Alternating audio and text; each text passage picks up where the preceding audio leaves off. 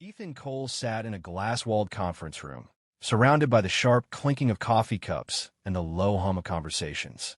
The meeting had stretched on for nearly 2 hours, and he could feel the tension building behind his eyes. His boss was going through the quarterly projections with a kind of relentless precision that Ethan had once admired but now found exhausting. He was mentally counting down the minutes until he could leave, until he could text Lily and ask what she wanted for dinner. They were supposed to go over the seating arrangements one last time tonight. Only 3 weeks remained until the wedding, and everything had to be perfect. The buzzing of his phone on the polished wooden table drew his attention. Ethan glanced down, expecting a message from his assistant or perhaps a last-minute update on the client presentation. Instead, it was a single text from Lily. The words were so stark, so devoid of warmth, that it took a second for them to sink in. "Wedding's off. Expect a call from my lawyer." He blinked, his brow furrowing as he reread the text. The words swam before his eyes, blurring and then sharpening into a painful clarity. His pulse pounded in his ears, the blood rushing so loudly that he barely registered his boss calling his name. The room seemed to shrink, and the air felt thick and suffocating. It was as though someone had pulled a plug from the bottom of his life, letting everything he had built with Lily drain away in an instant. "Ethan?" His boss repeated, eyebrows drawn together in concern. "Are you okay?" Ethan swallowed, forcing himself to nod. "Yeah, He lifted his phone slightly, offering a weak, unconvincing smile. "Urgent message. I need to step out for a moment." Without waiting for a response, he pushed back his chair and strode out of the conference room, his heart hammering in his chest. The hallway outside was bright and empty, the sound of his shoes echoing against the tiled floor.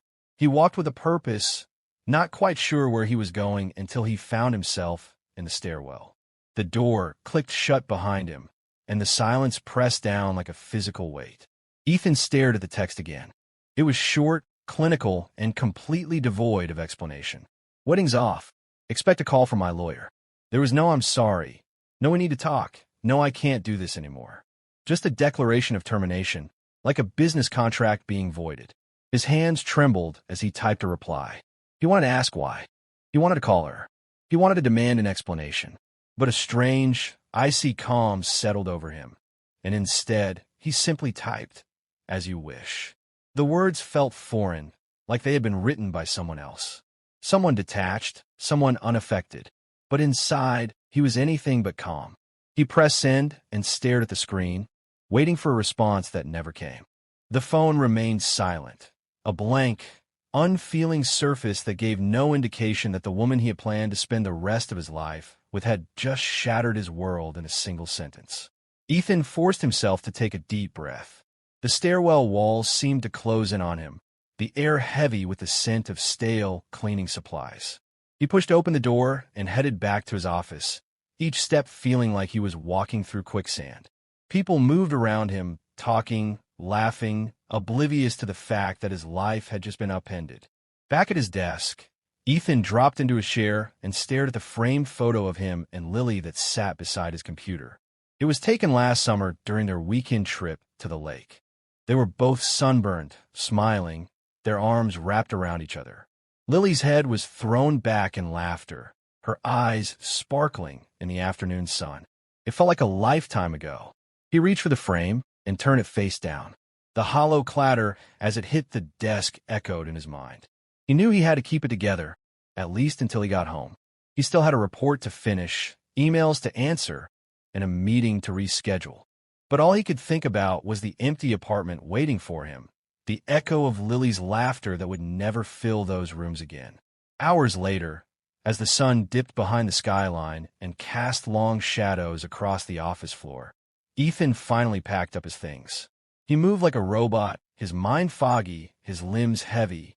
The drive home was a blur, a series of red lights and stop signs that barely registered.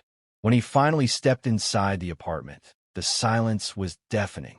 Lily's shoes were gone from the entryway. The framed art she had chosen for the hallway was missing, leaving behind blank, discolored patches on the wall. Ethan walked into the living room and found a set of keys resting on the coffee table.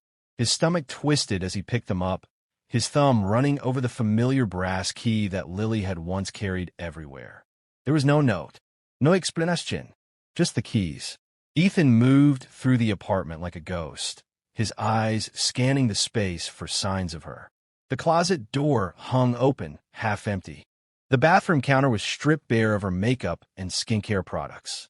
Even the kitchen felt emptier, the absence of Lily's favorite coffee mug glaringly obvious. In the bedroom, the bed was neatly made, as though Lily had taken great care to leave everything in perfect order before she left. Ethan sat down on the edge of the bed, his hands resting on his knees as he stared at the closet. The dress she had planned to wear to the rehearsal dinner was gone. The suitcase they had taken on their last vacation was missing. Ethan lowered his head, pressing the heels of his palms against his eyes. The tears came then, hot and unrelenting, burning his cheeks as he sobbed into the empty room. He had known Lily for 4 years, had loved her for 3, and had been planning to marry her in just 21 days. And now she was gone, leaving behind nothing but a curt, lifeless text and a set of keys. Hours later, as the moon hung high in the sky and the city outside pulsed with the life he no longer felt a part of, Ethan finally lay down on the bed. The pillow beside him was cold, the sheets stretched taut and untouched. He stared at the ceiling, replaying the last few weeks over and over, searching for signs he might have missed. Had there been someone else? Was she afraid of commitment? Had he said something, done something, to drive her away? The questions chased each other in his mind, relentless and unforgiving, until sleep finally claimed him. When he woke the next morning, the first thing he saw was his phone lying on the nightstand. For a brief, disoriented moment, he thought it had all been a nightmare. But then he unlocked the screen and saw the text again. "Wedding's off. Expect a call from my lawyer." "As you wish," he had replied. And now, in the cold light of morning, those words felt like a curse. 2 days had passed since Ethan received the text that shattered his life, and the world outside moved on as if nothing had happened. The city bustled with its usual rhythm. Cars honking, people rushing to work, children laughing on their way to school. But inside Ethan's apartment, time felt frozen. The walls echoed with silence, and every room was a reminder of what was no longer there. Ethan sat at the kitchen table, a cold cup of coffee untouched before him. The scent of stale caffeine lingered in the air, mixing with the faint hint of Lily's perfume that still clung to the living room curtains. The empty chair across from him loomed like a specter, a hollow reminder of all the mornings they had spent planning their future, their wedding, their life together. Now all of it had been reduced to a single, emotionless text message. His phone lay flat on the table, the screen black and lifeless. There had been no follow-up from Lily, no apology, no explanation. Just the brutal, businesslike notification that she was done with him. As he sat there, lost in the fog of his thoughts, a loud knock echoed through the apartment. Ethan's body jerked, and his heart raced.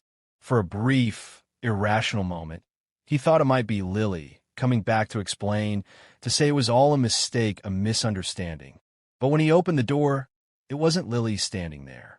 It was a man in a charcoal gray suit, holding a leather briefcase and wearing a cold, professional expression. "Mr. Cole?" the man asked, his voice devoid of warmth. "Yes," Ethan said, swallowing the lump in his throat. "I'm Jeremy Pierce, representing Miss Lily Hart," the man said, extending a business card. "May I come in?" Ethan stepped aside, his mind spinning as he closed the door behind them. The lawyer's shoes clicked against the hardwood floor as he walked to the living room and settled himself on the couch. Ethan remained standing, his arms crossed tightly over his chest, as if bracing himself against a blow. "I'm here to deliver a notice of intent," Pierce said, opening his briefcase and pulling out a stack of papers. "Miss Hart has retained our firm to handle the dissolution of the engagement and the settlement of financial matters related to the wedding." "Settlement?" Ethan echoed, his voice sharp. "What settlement?" Pierce adjusted his glasses and glanced at the papers. "Miss Hart has requested the return of the engagement ring, valued at $20,000. Additionally, she is seeking reimbursement for expenses she incurred in connection with the wedding, including venue deposits, dress fittings, and non-refundable travel arrangements for her family. Ethan's jaw clenched. She ended the engagement through a text message. Now she wants me to pay her back for a wedding she walked away from? Pierce's expression remained neutral. Miss Hart claims that you misrepresented your intentions throughout the engagement, leading her to believe that the marriage was imminent. She further asserts that you have caused her significant emotional distress and financial hardship. Ethan felt a surge of anger rise in his chest. Misrepresented my intentions? She's the one who disappeared without a word. She's the one who blindsided me with a text. Pierce raised a hand, a placating gesture. I'm merely the messenger, Mr. Cole. Our firm is prepared to pursue legal action if necessary. However, Miss Hart is willing to negotiate an amicable settlement to avoid litigation. Ethan's fists tightened, his nails digging into his palms. He had been blindsided, humiliated, and now he was being asked to pay for a wedding that would never happen. The absurdity of it all made his blood boil. But more than that, the hurt festered, raw and aching beneath the surface. And what about my expenses? Ethan said, his voice cold. What about the money I put into that wedding? The deposits, the suit, the catering? Or do I just eat those losses while she gets a free pass? Pierce met his gaze, unblinking. If you wish to file a counterclaim, you are entitled to do so. However, our recommendation is to resolve this matter quickly and quietly. Public litigation can be unpleasant. The implication was clear. Lily wasn't just walking away. She was trying to paint him as the villain, the deceiver, the one who had wronged her. And Ethan couldn't shake the feeling that there was more to this than just money. Something was missing, a crucial piece of the puzzle that Lily was keeping from him. Pierce rose to his feet and placed a stack of documents on the coffee table. Take some time to review these. My contact information is listed. Let us know how you wish to proceed. Ethan stood there, frozen, as Pierce walked to the door and let himself out. The sound of the door closing echoed through the empty apartment like a gunshot. For several minutes, Ethan remained rooted to the spot, staring at the papers on the table as if they were a pile of venomous snakes. Finally, he sank onto the couch and picked up the stack, his hands shaking. The documents were meticulously detailed, outlining every penny Lily claimed to have spent on the wedding. There were invoices for the venue, the dress, the floral arrangements, even the honeymoon deposits. And then there was the demand for the engagement ring, a $20,000 ring that Ethan had spent months saving for. He flipped through the pages, his eyes skimming over the cold, impersonal language. Each line felt like a slap to the face, a reminder that Lily had gone from the woman he loved to a business transaction. But then at the very bottom of the last page, something caught his eye. A line item listed as unanticipated expenses, $10,000. There was no description, no breakdown of what those expenses entailed, just a vague, catch-all sum that Lily was demanding as part of the settlement. Ethan's mind raced. He had been meticulous with the wedding budget, and he knew every expense down to the cent. There was no way he had overlooked a $10,000 expense. Why would Lily suddenly tack on such a large, unspecified amount? And why hadn't she mentioned it before? A knot of unease twisted in his gut as he set the papers down and reached for his phone. He scrolled through his contacts, his thumb hovering over the name of the one person who might be able to make sense of all this, Andrew Blackwood, his old college friend, and now a practicing attorney. Ethan dialed the number and waited, his heart pounding as the phone rang. After a few moments, Andrew picked up, his voice groggy and laced with irritation. Ethan, it's Saturday morning. This better be good. Ethan drew in a shaky breath, his jaw tightening. Lily just sent a lawyer after me. She's demanding the ring back and $10,000 for unanticipated expenses. And she's saying I misled her about my intentions. Andrew was silent for a moment, and Ethan could hear the rustling of sheets and the creak of a bed. Then, Andrew's tone sharpened. Meet me at my office in an hour. Bring everything she sent you. And Ethan, don't contact her. Don't say a word until we talk. Ethan hung up and leaned back against the couch, his head falling against the cushion. The ceiling fan spun lazily above him, each rotation a reminder of how quickly his life had unraveled. He had thought the worst was over. He had thought the text was the blow that would finally knock him down. But now, as he stared at the legal documents spread across his coffee table, he realized that the fight was only just beginning. The walls of Andrew Blackwood's office were lined with shelves of law books and framed certificates. But Ethan couldn't focus on any of it. He sat across from his old college friend, who was now flipping through the stack of legal documents Lily's attorney had delivered. The room smelled faintly of stale coffee and printer ink, and the fluorescent light overhead cast a harsh glow over everything, making Ethan feel even more exposed and vulnerable. Andrew's brow furrowed as he scanned each page, occasionally shaking his head or muttering under his breath. Ethan sat on the edge of his seat, his hands clasped tightly between his knees, fighting the urge to interrupt. Finally, after what felt like an eternity, Andrew set the documents down and looked at Ethan. "This is a mess," Andrew said, leaning back in his chair. "And not just for you. For her, too." "What do you mean?" Ethan asked, his heart pounding. Andrew pushed the papers toward him. "First of all, this whole unanticipated expenses claim? It's vague, unsubstantiated, and legally questionable.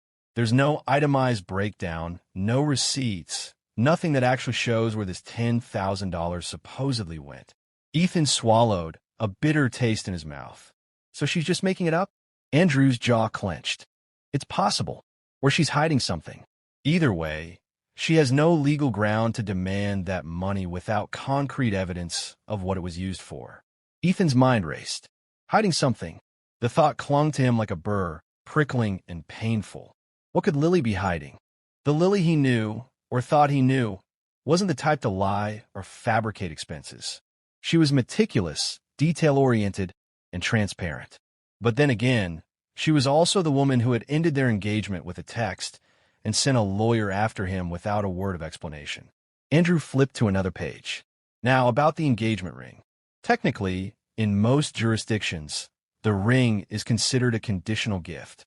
If the wedding is called off by the person who received the ring, they are generally required to return it. Ethan's jaw tightened. So, she has to give it back? Legally, yes. But she's trying to frame this as if you misled her, suggesting that the engagement was based on false pretenses. If she can convince a judge that you made promises you never intended to keep, she could potentially argue that she's entitled to keep the ring as compensation. Ethan's chest constricted. "But I didn't mislead her. I never lied.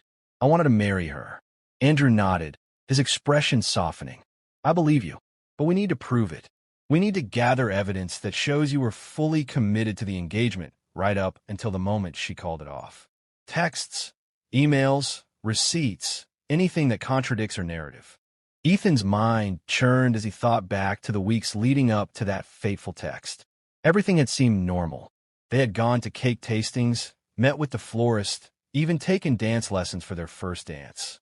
There was no sign that Lily was having doubts, no indication that she was planning to walk away. Except a memory surfaced, hazy but persistent. 2 weeks before the text, Lily had mentioned an unexpected business trip. She had said it was for work, that she would be gone for a weekend, but when Ethan asked which city she was traveling to, she had been vague, evasive even. What if she was seeing someone else? Ethan blurted out, the words spilling out before he could stop them. Andrew's eyes narrowed. "What makes you say that?" Ethan ran a hand through his hair, the sensation grounding him in the present. 2 weeks before she texted me, she said she was going on a business trip, but she never told me where, and when I asked, she changed the subject. And when she came back, she was different, distant, distracted. Andrew leaned forward, his elbows resting on the desk. Did she have a history of cheating? Ethan shook his head, but the memory of that weekend gnawed at him. He had dismissed her behavior as stress, chalked it up to pre-wedding jitters. But now, in the cold light of everything that had happened since, it seemed like a glaring red flag he had been too blind to see. "Okay," Andrew said, scribbling a note on a legal pad. "Here's what we're going to do. First, we need to find out where she really went that weekend. If she was with someone else, it could explain the sudden demand for $10,000. Second, we need to gather every piece of communication you have with her, texts, emails, voicemails.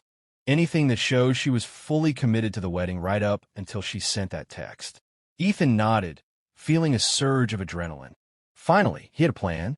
Finally, he was doing something other than sitting in his empty apartment, staring at the walls and wondering what he had done wrong. But as he walked out of Andrew's office and into the cool autumn air, a knot of dread tightened in his stomach. If Lily had been lying to him, if she had been hiding something that big, then who was the woman he had almost married? And what else had she been hiding? The next few days passed in a blur of phone calls, emails, and late-night searches through old text messages. Ethan combed through every conversation he had ever had with Lily, looking for signs of deception, inconsistencies, anything that might hint at what she had been planning.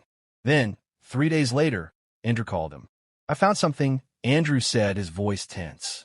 "I had a contact run a background check on Lily's financials. You're not going to believe this." Ethan's heart hammered in his chest. "What?" "She recently transferred $10,000 to a man named Ryan Simmons. The payment was marked as loan repayment, but get this, Simmons is a real estate investor. Not a loan shark, not a creditor. A real estate investor." Ethan's mind reeled. Ryan Simmons. The name meant nothing to him, but the $10,000 did. It was the same amount Lily was now demanding from him as unanticipated expenses. "What does that mean?" Ethan asked, his voice shaky. "It means that Lily wasn't just hiding something from you. She was hiding someone," Andrew said, "and I think I know how we can prove it." Ethan gripped the phone tighter, the world spinning around him. The woman he had almost married, the woman he had trusted with his heart, had not only walked away from him, but had also funneled money to another man. A man Ethan had never even heard of. Andrew's voice was firm and steady, a lifeline in the chaos. "We need to find out who Ryan Simmons is and how he fits into all of this. And if we can prove that Lily was funneling money to him while pretending to plan a wedding with you, we can tear her entire case apart." Ethan nodded, his jaw set, his eyes hard. For the first time since the text, he felt a spark of something other than pain and confusion. He felt resolve. This wasn't just about a ring or a few $1,000s anymore. This was about uncovering the truth, about holding Lily accountable for everything she had tried to hide. And Ethan was ready to fight. The days that followed were a blur of phone calls, meetings, and mounting tension.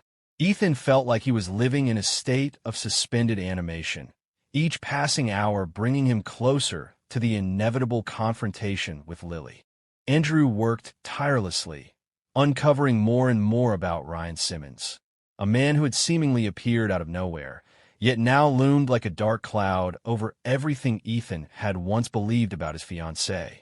Ryan was a 38-year-old real estate investor with a reputation for shady deals and a lifestyle that revolved around fast cars, expensive trips, and a revolving door of women. He had no known connection to Lily before that mysterious weekend when she had supposedly gone on a business trip. But now, armed with bank statements and a series of encrypted text messages that Andrew's contact had managed to access, Ethan could see the truth unraveling before him like a frayed rope. Lily had been funneling money to Ryan for months, well before the wedding planning had begun. The $10,000 she claimed as unanticipated expenses had been sent to Ryan just days before she called off the wedding. And there were more payments, smaller amounts, scattered across several months, each one marked as a loan repayment. Andrew sat across from Ethan in his office, the blinds drawn and the air heavy with the scent of stale coffee. The evidence was spread out across the desk, bank statements, screenshots of text messages, and a single, damning photograph of Lily and Ryan, taken just a week before she had sent that cold, clinical text. They were standing in front of a beachfront hotel in Miami, Ryan's arm wrapped possessively around her waist, her face tilted up to his with a smile Ethan had once thought was meant for him alone. "What do we do now?" Ethan asked, his voice rough with exhaustion. He hadn't slept more than a few hours a night since the whole ordeal began. His eyes were dark and hollow, and his jaw was clenched so tightly that Andrew feared he might crack a tooth. Andrew leaned back, his hands clasped together. "We could go straight to Lily's attorney with this. Present everything we've found and demand a counterclaim for fraud, financial exploitation, and emotional distress.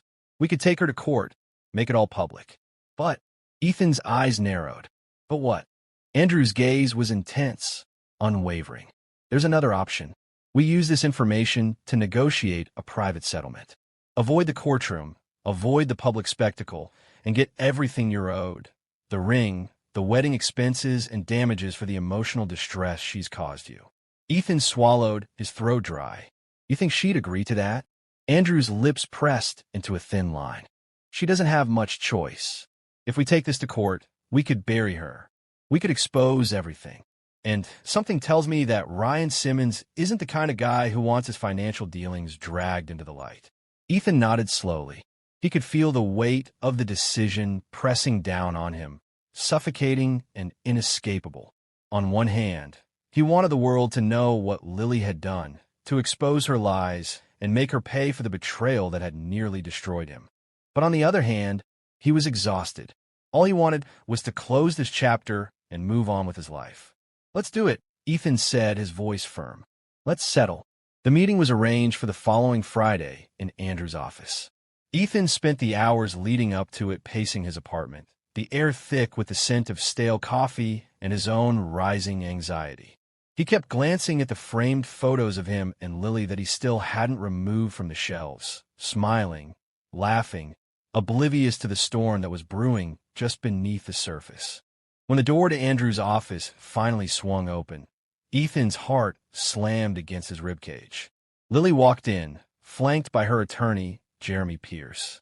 She was dressed impeccably in a tailored black blazer and pencil skirt, her hair pulled back in a tight bun, her face expressionless. But her eyes betrayed her, darting nervously around the room before finally landing on Ethan. Ethan forced himself to remain calm, his jaw set, his gaze steady. He wouldn't give her the satisfaction of seeing him break. Pierce took a seat across from Andrew, while Lily remained standing, her hands clasped tightly in front of her. Pierce cleared his throat, shuffling through his notes. We're here to discuss a mutually agreeable settlement regarding the termination of the engagement and associated financial matters. Andrew leaned forward, his expression cool and collected. Before we proceed, there's something we'd like to show you. He slid the photograph of Lily and Ryan across the table, the image landing directly in front of Lily. Her face blanched, her knuckles tightening until they were bone white. Pierce's jaw clenched, his eyes narrowing as he stared at the photograph. Andrew continued, his tone calm and measured. We've also obtained copies of financial transactions between Lily Hart and Ryan Simmons, totaling over $10,000, all made in the months leading up to the wedding. Payments marked as loan repayments to a man with no documented loans or business arrangements with Lily Hart. Lily's eyes flicked up to Ethan, desperation and fury swirling in their depths. But Ethan didn't flinch. He remained stoic, his expression unreadable. Andrew leaned back, folding his arms. So, here's what we're proposing. Lily will return the engagement ring, reimburse Ethan for his half of the wedding expenses, and compensate him for the emotional distress and financial hardship she's caused by her fraudulent actions. In exchange, we agree not to pursue a countersuit for fraud and emotional damages. This will remain a private settlement. No courtroom, no public exposure. Pierce swallowed, his Adam's apple bobbing. And if we refuse? Andrew's gaze was steely. Then we go public. We take this to court, and the world finds out that Lily Hart not only misled her fiancé, but also funneled money to another man under false pretenses. The silence was deafening. Lily's face had gone from pale to ashen, her eyes fixed on the photograph. Pierce leaned over and whispered something in her ear, his jaw tight. After a long, tense moment, Lily's shoulders slumped. She looked at Ethan, her eyes glistening with unshed tears. Fine, she said, her voice small, almost broken. I'll do it. Andrew nodded, his expression neutral. We'll have the paperwork drawn up by tomorrow. You can sign it then. Lily's eyes lingered on Ethan for a moment longer, as if searching for some sign of forgiveness, some glimmer of the man who had once loved her. But Ethan said nothing. He couldn't. There was nothing left to say. As Lily and Pierce left the office, Andrew placed a reassuring hand on Ethan's shoulder. You did the right thing. Ethan nodded, but the words felt hollow. As he stood in the empty office, the weight of everything he had lost pressed down on him like a physical force. The woman he had planned to marry, the life they had dreamed of building together, all of it was gone, shattered by betrayal and lies. But as he stepped outside into the cool evening air, a strange sense of calm settled over him. The air smelled fresh, and the sky was streaked with the fading light of the setting sun. For the first time in weeks, he felt a sliver of clarity, a sense that maybe, just maybe, he could move forward. Because now he knew the truth. And sometimes, the truth was the only thing that could set him free.